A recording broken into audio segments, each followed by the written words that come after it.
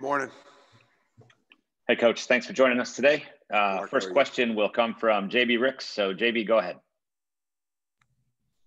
Hey, Coach, I was going to ask Matt this question, but it was kind of already asked, so I wanted to come to you with it as far as that final drive.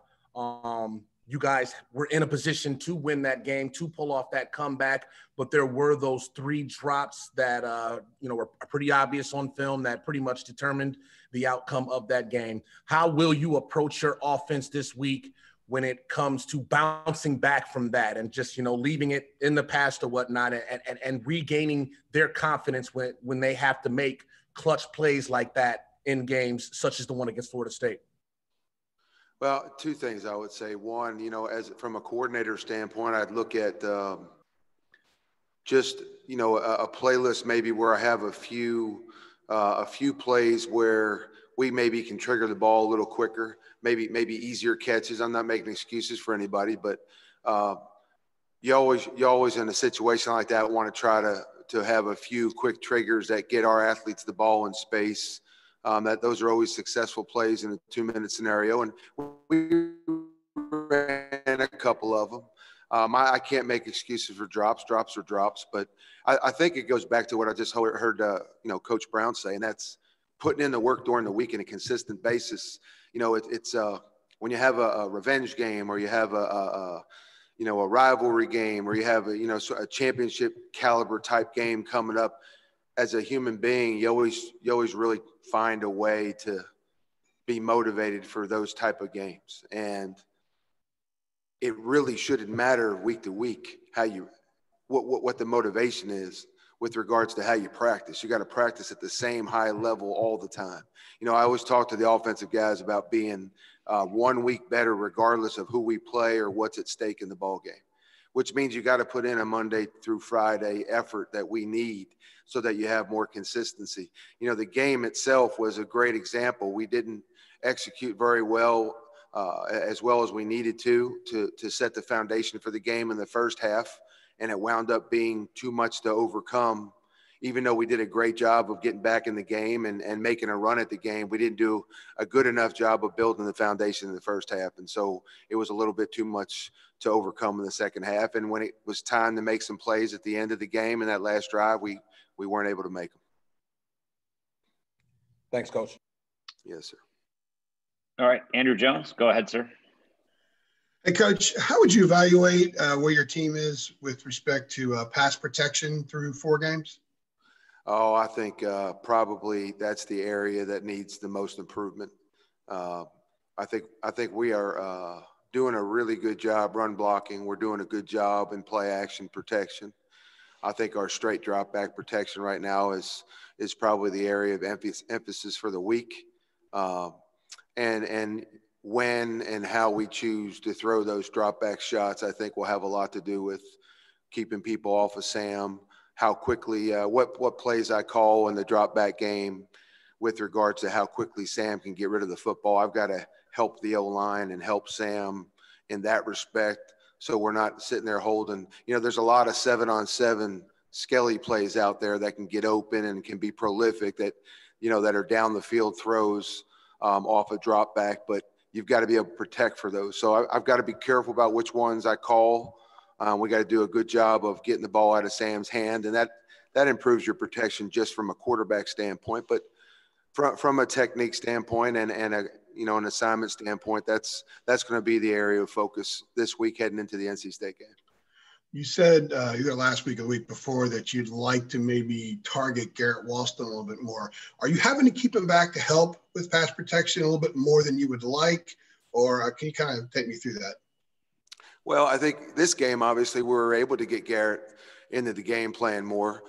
We felt like the focus was going to be on our wide receivers, and it was, and that gave our running backs and our tight ends an opportunity to touch the ball more and be, contributing factors in some explosive plays in the passing game. So that was part of the plan because we figured there'd be an emphasis on our wide receivers. 26 did an excellent job of playing football on De'Ami Brown, and their secondary double covered a lot of people. They ran a lot of 2-man and tried to take the deep ball away early. And, that was why we were able to get our running game going early on. But I think that the tight end and the throw game to the RBs will be, you'll continue to see that if defenses choose to take the receivers out of the deep ball game. Okay, thank you. All right, Greg Barnes, go ahead, Greg. Hey, Phil, I know you script plays out to start a game, and you also kind of read what the defense has given you and go that route.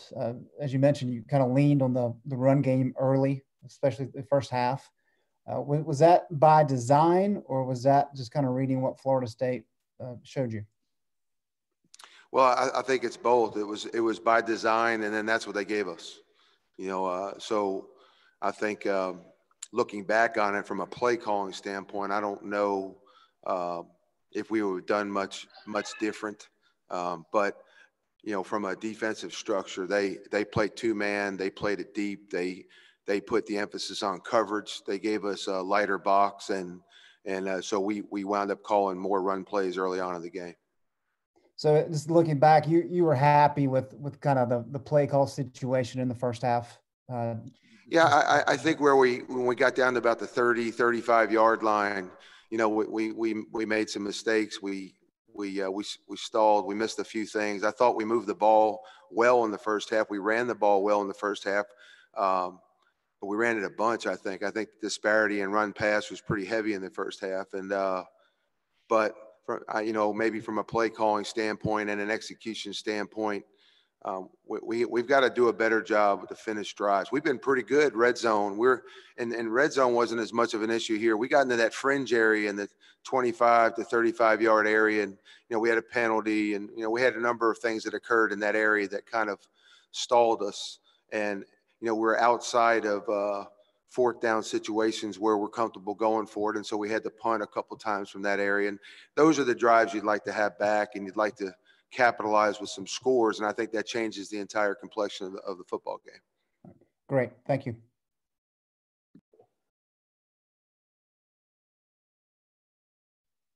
Hunter Nelson, go ahead, sir. Hey, Coach. Thank you so much for joining us here today.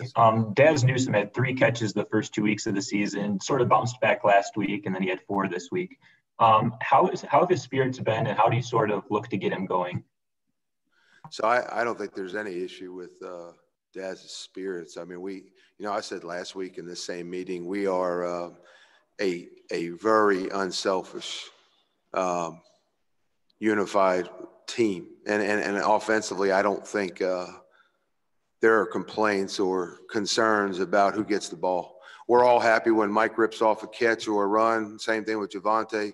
We're all happy when one of the guys wins deep. I think the skill group as a whole, and you need to be in this offense because we're going to spread the ball around to everybody.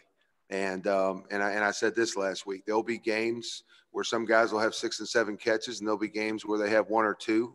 I think from an OC standpoint, I'd like to not have our premier guys with only 1 or 2 catches. You want to promote touches by your top people. But we've got some good ones. And so, it's going to be take what they give us, but, we are going to prioritize getting our top playmakers to football, particularly in situational offense and down in the red zone. So I think Daz is great with what we're doing, and I think he knows there'll be weeks where he's going to be able to go off a little bit more because of the matchup or the defensive approach. And, when he's called on the block a lot like he was last week with the way our running game was clicking, I think they're just as excited. The concern here, and this comes from Mac Brown right on down, the concern is winning the football game. And we're all very, very interested in doing the things that we got to do to win the ball game. Thanks, Coach. All right, Brendan Marks, go ahead. Hey, Coach, thanks for taking the time. Two-part question. I wanted to ask one, what you sort of made and how you interpreted the interception from Sam, and also, given how few and far between those plays are for him, how do you and he sort of work through that? What's the process like of evaluating that, and how does he usually respond to that sort of evaluation? And it was the interception you brought up. Is that what you asked me? Yeah. It's a situation that we talked about. That's something that we know defenses can do. Obviously, Sam would love to have that play back. He's not an excuse maker. He's an accountable. typically when he comes to the sideline, he's going to tell me what I'm going to tell him before I even say it. I mean, he knows, you know, it was not a great decision to throw that out there. And he had his eyes on the linebacker and didn't see the end initially and triggered it out there. And, you know, and so we gave him the football. But I think that's every play that you run, you know what the negatives are, you know what the defaults are, you know what we're looking for. And you're right, those plays come few and far between. I'd be shocked if you saw him make that same mistake the rest of the year. You know, he learns from those. You know, he had one last year at Georgia Tech, you know, where we threw a slant and it got picked. And he hadn't thrown one like that again because it was a defensive line dropping out. And, you know, those are good for Sam with regards to IDing certain situations that can create problems. And you know, there's no excuses made by saying he came off, he's accountable. We talked about it. We know what it is. There's no reason to lose our mind. It wasn't a good play. We both know that. And then so what happens is you go back to the bench and the focus is on the next drive, because the only way to erase a mistake or to rectify, you know, that situation in the game is to make sure that you're executing on the next play or the next drive, you know, and as much as it seems like a recruiting tool, the whole don't blank thing that I talk about all the time is as much about forgetting the last play, whether it's a really good one and being overconfident or it's a really bad one and letting it affect you negatively. We got to put that one behind us and focus in on the next play. And I think we do that on a pretty regular basis. Thank you. Yes, sir. All right, last one for Coach Longo. CL Brown, go ahead, CL. Hi, Phil. I was curious about the stall plays that you mentioned. What's kind of your approach to correcting them? Is it about the execution of the play itself, or is it more like about the timing and the rhythm of the play call at that point in a drive? Well, from an assignment standpoint, you know, our assignment grade overall as a team across the board, and then more specifically with us on offense, the level or the amount of missed assignments per game is really, really low. And that's where we want it. And the most drastic negative you can have on a play is complete missed assignment, because now you've got 10 guys doing their job and you've got one not doing it. And that one guy not doing it, especially if he's a primary player on the play, can affect the entire thing. So our missed assignments are down. And typically when we make a mistake, it's a decision-making process, you know, by one of our skilled players, or it's a technique issue. So on Sunday, you know, that's really what Sunday's about for us. We want to get our guys moving. We're going to get them stretched out. We want to get them worked out, and we'll get out on the field and we'll get on film and we'll talk about, you know, those situations that that pertain to our mistakes, and you rectify the technical issue or you rectify the decision-making, and we talk about that same situation and how we want to handle it the next time. And that's how you take some of the negatives from Saturday's game, whether you win or lose, you know, and you improve going forward, so that we don't have repetitive mistakes from week to week. Because, you know, if one defense last week had success doing something against us, we're probably going to see a copycat of it, you know, and we're going to see that scenario again. Pressure beats you, all of a sudden we see that pressure a little bit more. You know what I mean? A coverage stalls you, you're going to see that coverage a little bit more. So the most immediate thing to get done on Sunday is correct it, so that next time we're in that situation, we have more success. And so if we do see it by a future defense, we're able to handle it in a better manner than we did the first time. Okay. And when you have a pair of running backs that are as even as Carter and Williams, under what scenario would there ever be kind of like in a game situation, a workhorse, so to speak, where somebody maybe is having more success or something, but you just go with one of them more and they get more carries than typically their even distribution? So I would say each year is a little different based on your personnel. You know, sometimes you have a 1, a 2, and a 3, and that's legitimately where they are in the depth chart. So you're going to play the 1 as much as you can, and then you play the 2 when you need to spell them, and you get to the 3 if you need him, or if he has a special talent, like in a short yardage situation or pass protection or something. We're spoiled this year, CL, because we've got 2 guys that both catch the ball really well. They both pass protect really well. They both run inside and run outside very well. And so they're very different backs. I mean, probably Michael's going to make you miss a little more, and Javonte's going to run over you a little bit more. I mean, we've all seen that. They are different running backs, but they both are extremely versatile, and they're able to do everything that we ask them to do. And so really the rotation, it's not even this year about who's hot and who's not, because they both have been so productive, right? So, and I've said this before, I think Coach Gillespie, as well as anybody that I've been with at the running back position, does an incredible job with two talented players of rolling them through and keeping them fresh. And that's probably more important this year with those guys than situational offense, because they can both do what we need. It's more about, let's get the freshest guy out there so we can get the most out of both of them when they're playing. Thanks, Coach. Coach Longo, thanks for your time today. Oh, you got it. You guys have a great week. How's everybody doing? Hey, Coach. Doing well. Thank you. All right, Mike Topper, go ahead and lead us off here with Coach Bateman. Good morning, Coach. Like the sweatshirt there, I wanted to ask you, the last two opponents have obviously had some success running the ball against you guys. And, coming up against NC State, they've got several talented backs that are going to want to pound the ball. What have you seen on tape that you're looking to try to shore up this week, especially coming away from Florida State? It's a great question. I think that the thing that we haven't done a great job with the last 2 weeks is handling quarterback run.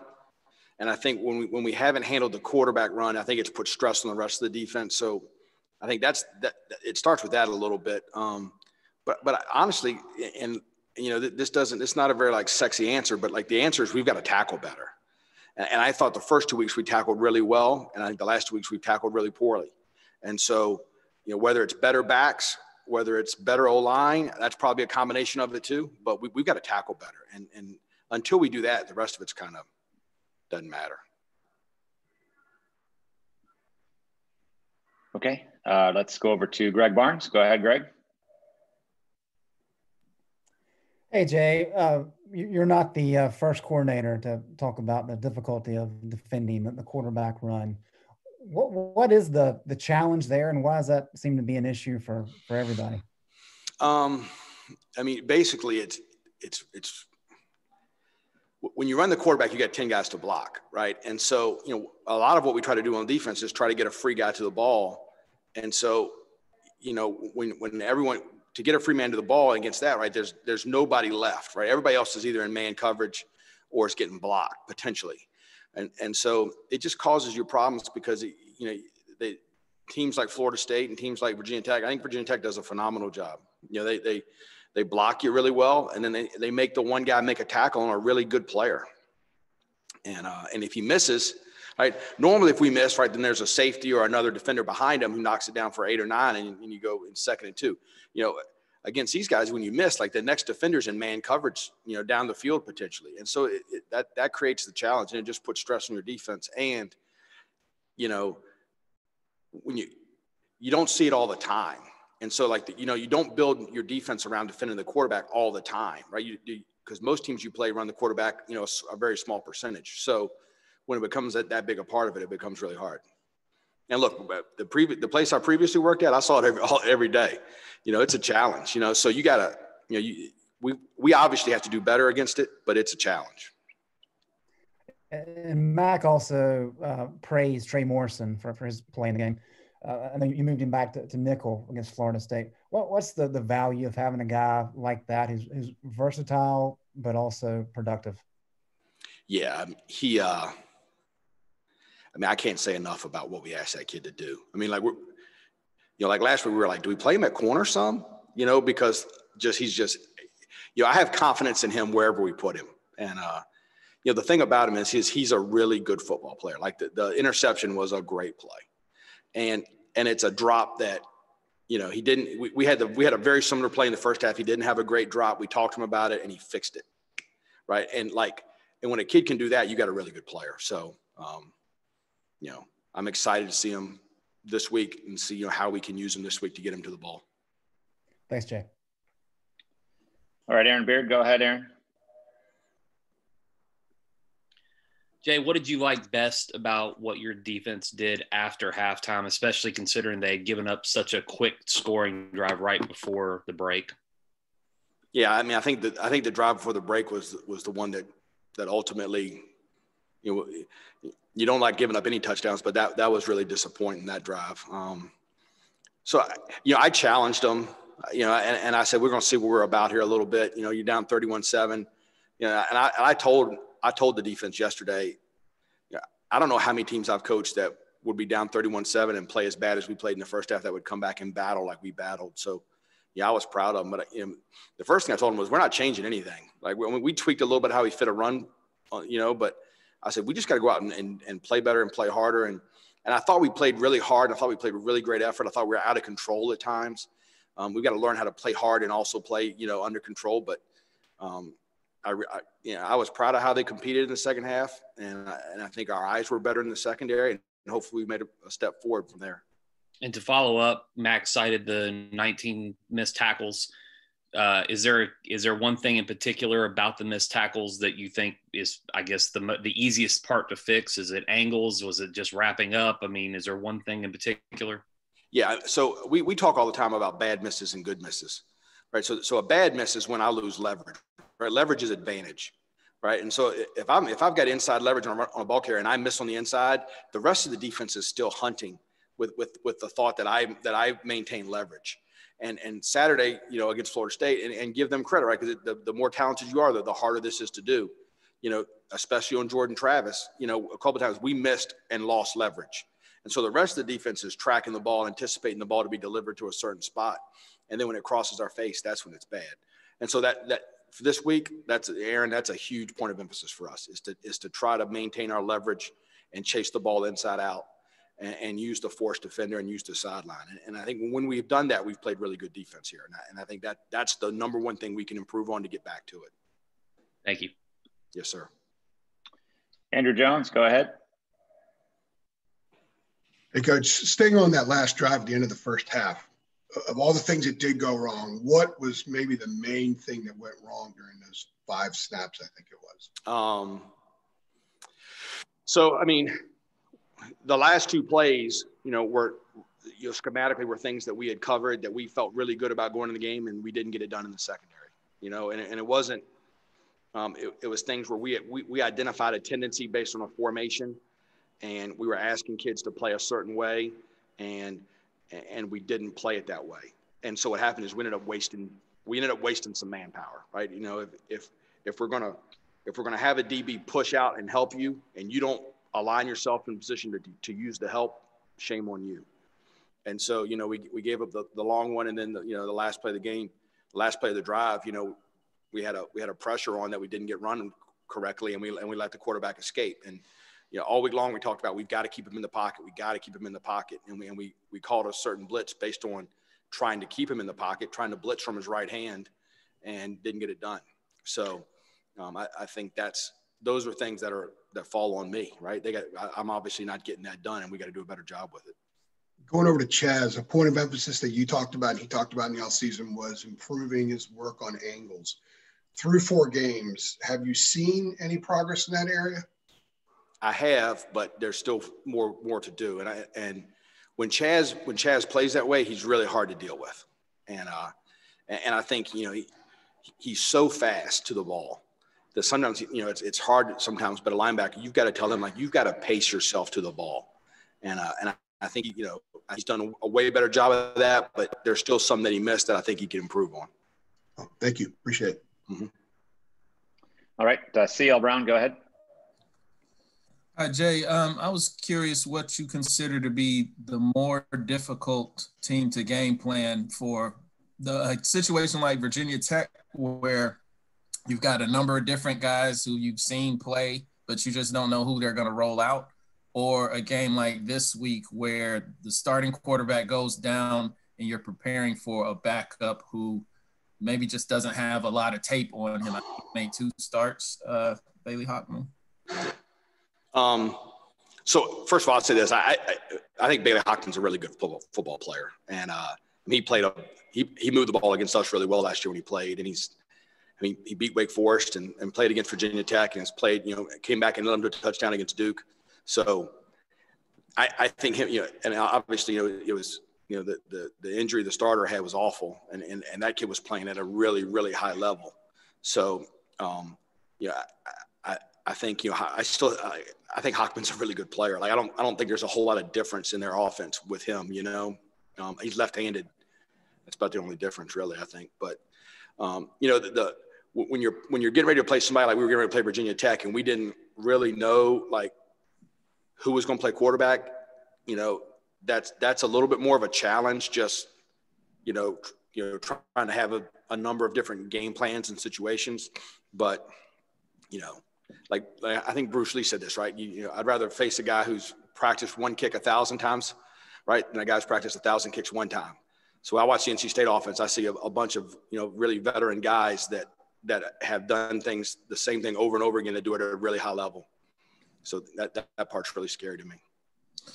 And going back to the tackling for a second, when you're in practice and don't, like, this isn't like maybe 20 years ago where you would be more physical every day in practice. How are you able to correct, the tackling mistakes when you're not physically going through the repetitions maybe as much? Yeah. So I think we've gotten smarter as football coaches, and I don't think you need to tackle to the ground every play to get good at tackling. And understand this, when we talk about our kids tackling, it's not an effort. It's not a physical. It's more of an angle and a finish the play situation. So we work on our angles, and every time the ball's in space, we work on our angles. And so I think that's the point of emphasis. And the other thing is, as a coaching staff, we're committed to it. That's the first 5 minutes we spend every day. And, the more talented team, the more tackles you're going to miss. Right? But it's the good misses versus bad misses. And that's where we've got to improve. And I think we can do that in practice, probably even better now because the ball's in space more than it used to be. Thanks, Coach. Yes, sir. All right. Last one for Coach Bateman comes from Ross Martin. Hey, Coach. The last two games, 500 yards rushing against y'all. What have you seen on tape you'd like to improve on outside of the missed tackles, maybe schematically, personnel-wise, that you've seen that's kind of exposed your run defense the last two games? Yeah, I mean, there's some schematic things for sure, Ross. I got to do a better job getting, certain guys, freed up to the football. Some of our better run defenders. We probably need to be a little bit more multiple to a couple different looks than we've been. So that, that thing that starts with that.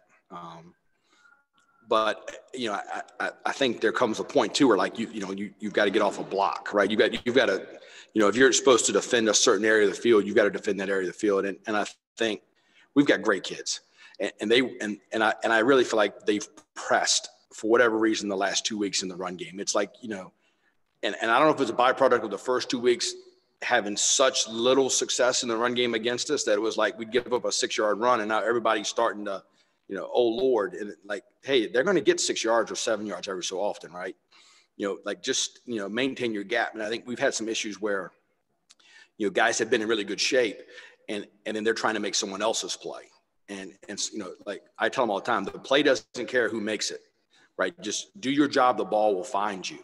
And I think that's what we need to do a little bit better job of. And it's some of our better players. And I appreciate them wanting to be, do more. And coach, I know it's going there. Like I appreciate that, right? But you've got to do your job and the ball will find you. And I think that's our mindset going forward right now. And then you touched on this a little bit, but halftime adjustments. I mean, what is your mentality on changing one or two things? I mean, what goes on in the locker room when you want to change a couple of things, how you approach the halftime conversations in that short amount of time to make the changes you want to make? Yeah. So I think I would say most games we go into a plan where we're going to try to save something for the second half, whether it's a coverage, a blitz or whatever. If we think going in, it's going to be something that we're going to get a lot of. I think a tribute to our kids, like the last 2 weeks, we've gotten some stuff that we have not seen before. Right. So we've seen, some formations and some personnel, groupings that we hadn't seen from that offense before. And so now we've got to go back and kind of stick to our guns a little bit and get back into a little bit more base defense. And then at halftime, we're able to go through with them. And I think it's kind of happened in Florida State was, all right, listen, dude, this is the same as this. And I think once we settled them down, I thought we were a lot better in the run game in the second half. And so I think it depends on who you're playing a little bit, but, part of it is fixing problems you've had, new things and how you solve those new things. And another part of it is go to the second part of your game plan, whatever that might be. Great. Thanks. All right, Coach Bateman, appreciate your time today. Yes, sir.